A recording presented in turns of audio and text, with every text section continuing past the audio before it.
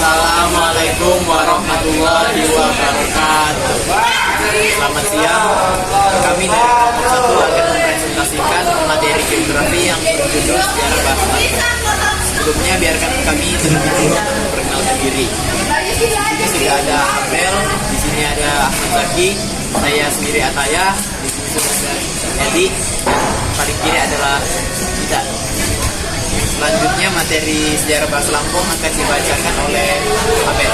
Bahasa Lampung atau rumpun bahasa Lampunggi adalah sebuah bahasa atau kelompok dialek Austronesia dengan jumlah penutur jati sekitar 5,19 juta, terutama dari kalangan suku Lampung beserta rumpunnya di selatan Sumatera, Indonesia.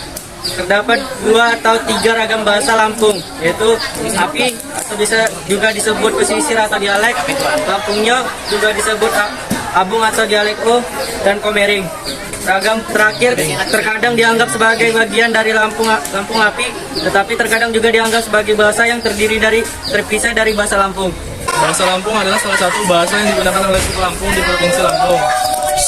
Bahasa ini termasuk dalam rumpun bahasa Austronesia dan merupakan salah satu cabang dari kelompok bahasa Lampung yang terdiri dari berbagai dialek yang berbeda. Sejarah bahasa Lampung bermula dari kedatangan suku-suku Proto-Malay Polinesia ke wilayah Lampung pada sekitar abad ke-1 Masehi.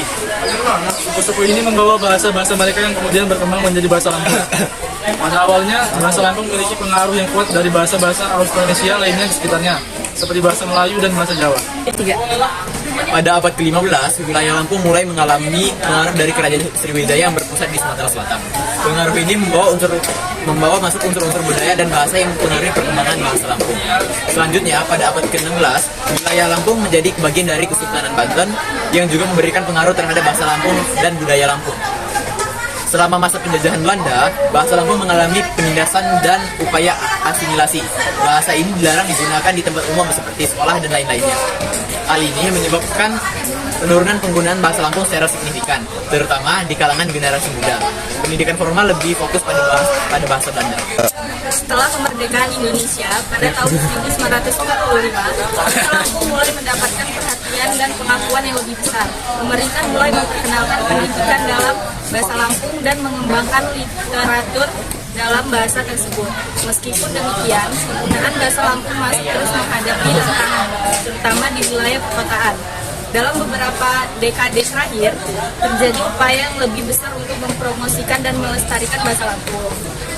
Beberapa universitas dan lembaga pendidikan telah menyelenggarakan program pengajaran bahasa Lampung.